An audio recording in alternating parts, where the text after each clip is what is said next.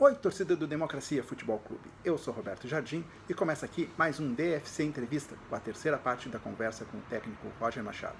Confere aí o papo. No Grêmio tu conquistou tudo que foi possível, né? Copa do Brasil, Libertadores, Brasileirão, não conseguiu o Mundial, que pegou aquele Ajax fantástico. Brasileiro, né? Com 96.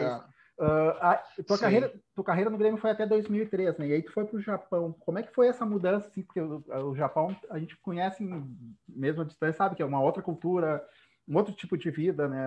Até no futebol deve ser diferente, né? Então, como é que foi essa mudança assim, para ti, tanto no futebol como fora do campo? Assim? Como é que foi essa adaptação? Assim, porque tu nunca tinha saído de Porto Alegre para morar, né? Não.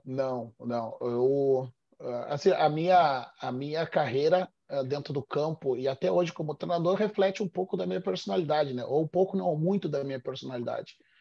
Eu sempre entendi que quanto mais tempo eu permanecia naquele ambiente, conhecia aquela estrutura, mais eu me sentia à vontade para poder render mais. Uhum. Ao passo que tem alguns indivíduos que precisam dessa troca com um pouco mais de frequência para se sentirem motivados. Essa troca, pelo contrário, me gerava instabilidade. E por isso, talvez rendesse menos, né, nessa circunstância. Mas ter ido para o Japão foi um divisor de águas tanto na minha vida profissional como na minha vida pessoal. Foi um choque cultural muito grande e que me fez crescer como indivíduo e como profissional. E o aprendizado que eu tive lá foi muito importante para a minha formação como treinador hoje. Uhum. Primeiro porque como o Japão ainda estava construindo uma identidade futebolística, né? E todo país que está construindo essa identidade, ele estava aberto a outras culturas. Então,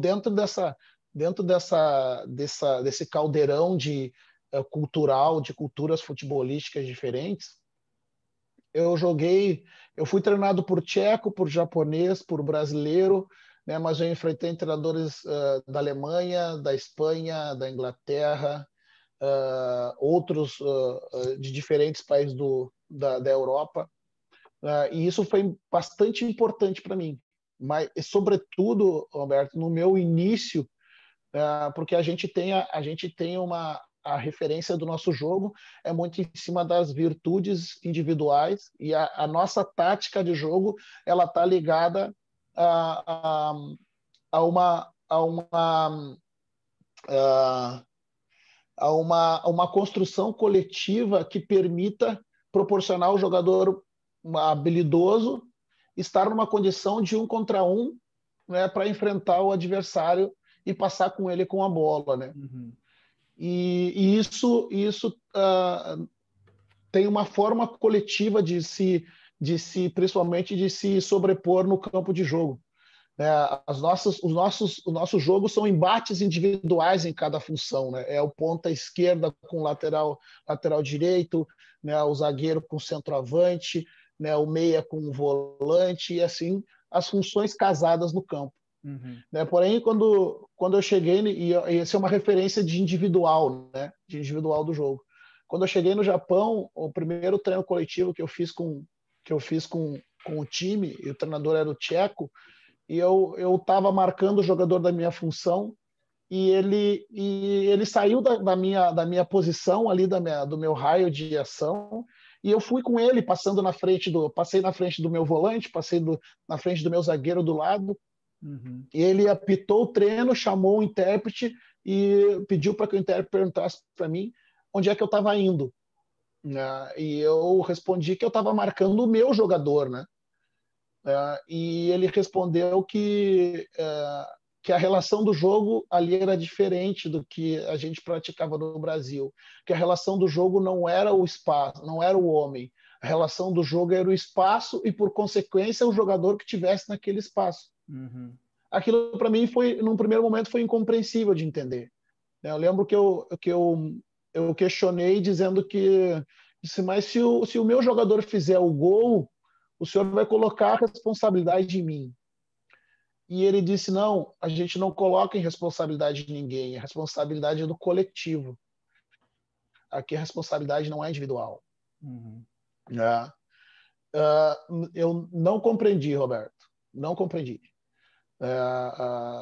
Tive que me adaptar àquele modelo que invertia um pouco a lógica do jogo, do que era praticado no Brasil e que a gente tinha levado vantagem conquistando 5 títulos mundiais, né, de seleção e com protagonismo no mundo dos grandes jogadores. Né, e hoje, claro que eu entendo com um pouco de mais facilidade que o jogo ele tem 4 elementos, né? A bola, o homem, o espaço e o tempo. Né? A nossa construção do nosso jogo, ela coloca, obviamente, o objeto do jogo, o homem, o espaço e o tempo. Em alguns momentos até se coloca o homem à frente do objeto do jogo. Uhum. Né? Porque em várias vezes, quando eu estava jogando, né, eu marcando o meu ponta direita, nós podíamos ficar conversando, porque o jogo estava acontecendo num outro setor do campo em que nós não éramos envolvidos. Uhum. Né? Ao passo que a gente ia ser chamado para agir quando a bola chegasse mais perto da gente. Então, em muitos momentos, até o objeto do jogo ficava num segundo plano, digamos assim. Só que o europeu ele percebeu que se ele quisesse brigar com essas mesmas ferramentas com a gente, porque nós tínhamos a virtude de passar com a bola pelo obstáculo, ele ia continuar perdendo. E ele inverteu essas ordens, ele colocou o espaço e o tempo e o objeto do jogo, que é a bola, deixando o homem por último, porque ele passou a entender que o homem, mesmo que ele esteja com a bola, sem espaço e sem tempo para tomar as iniciativas que ele precisa como jogador habilidoso, ele vai ser mais eficiente. Ele vai ser mais eficiente. Né? E isso fez com que o europeu conseguisse equilibrar um pouco essas valências e tirasse essa diferença que hoje ela já não é tão grande do jogador brasileiro ou do jogo brasileiro para o jogo europeu. Uhum. Esse foi o maior ensinamento que eu tive, né, nesse período. Obviamente que 3 meses depois eu estava completamente adaptado ao modelo zonal, muito mais do que o individual. E isso faz parte hoje, até hoje, da minha construção como treinador, né? Porque depois dessa vivência,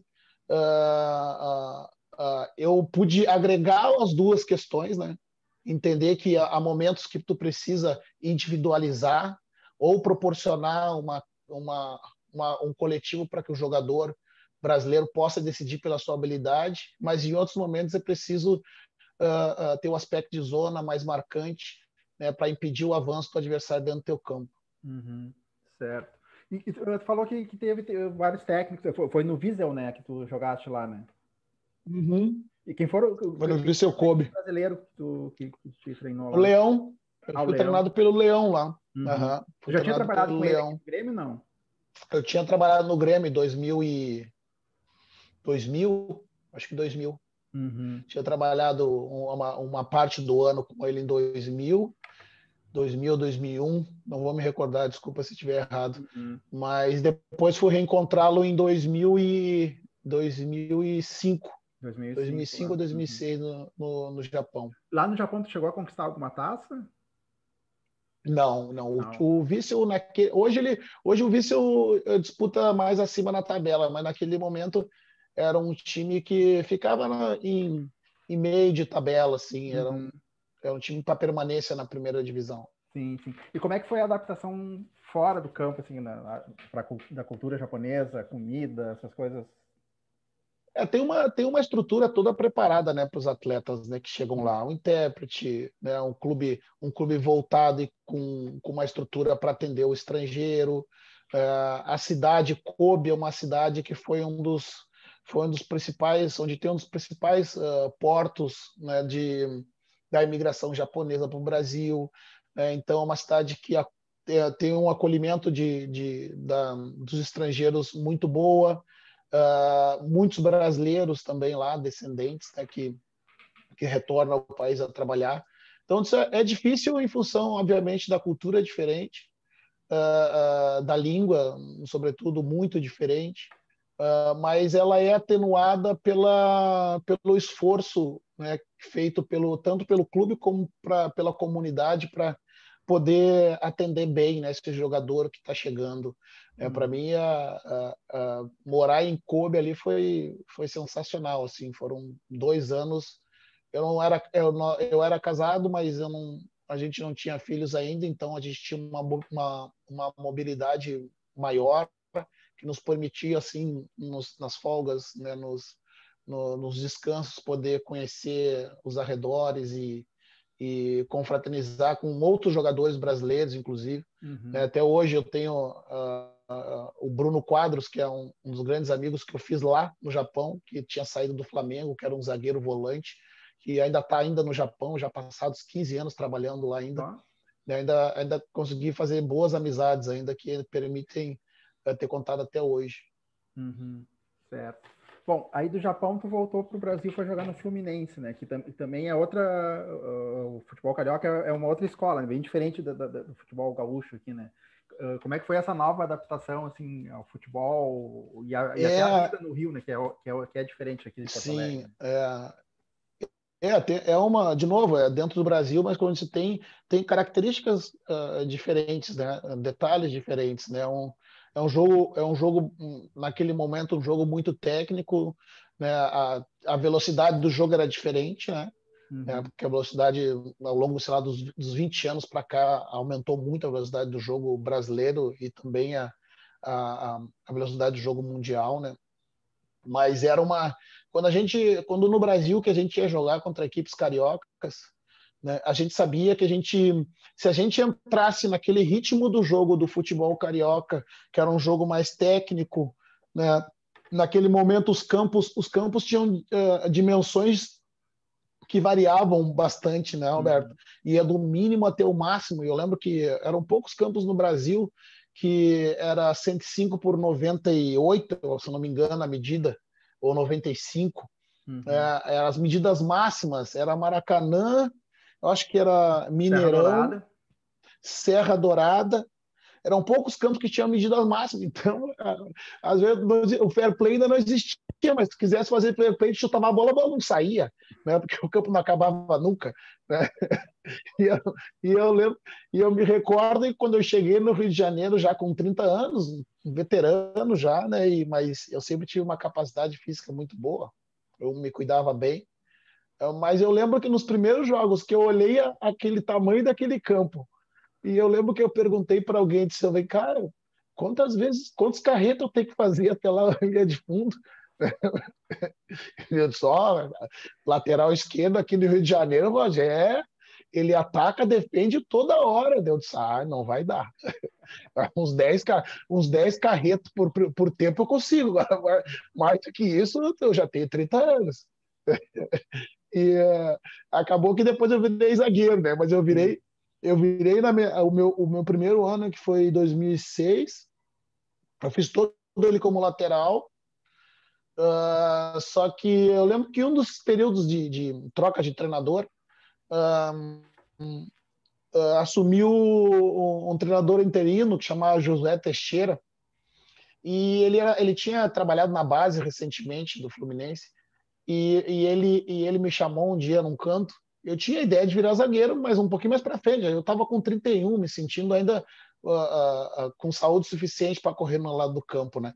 E ele me chamou, Roberto, e disse assim, Roger, eu quero que tu comece a amadurecer na tua cabeça a possibilidade de trocar de posição, né? Porque isso vai te dar uma qualidade no teu jogo, vai te levar a uma vida útil mais longa no futebol. E também porque eu estou subindo um menino que trabalhou comigo na base e eu quero oportunizar a chance para ele. Daí eu disse, não, José, tranquilo, pode subir aí, cara. Vou brigar com o moleque, não tem problema. Né? Mas eu pensando comigo, eu disse, esse moleque aí, vou engolir ele. Né? Vou passar por cima dele. Né? E no outro dia, daí ele subiu no outro dia, né? Fez uma semana de treino. Eu chamei Josué, chamei no canto assim, Josué, deixa eu te falar uma coisa. eu andei pensando naquele assunto que tu me falou semana passada. Eu acho que eu vou aceitar da sugestão. O lateral esquerdo era o Marcelo, pô. Eu não ia brincar com ele. Que hoje está no Real Madrid. O lateral esquerdo era o Marcelo. Foi a melhor coisa que eu fiz. Ainda ganhei mais 3 anos jogando ainda. E com ele na lateral esquerda. Eu joguei parte com ele na lateral esquerda, jogando de zagueiro. Ora, quando o Thiago Silva não jogava, ou quando o Luiz Alberto não jogava. Então, ainda tinha a juventude dos dois lados ainda. Eu só estava, numa época, só atiçando eles para correr atrás dos outros. E não te esquece, para nos acompanhar, te inscreve no canal aqui embaixo ou nos segue em algum dos agregadores de podcast. Até a próxima.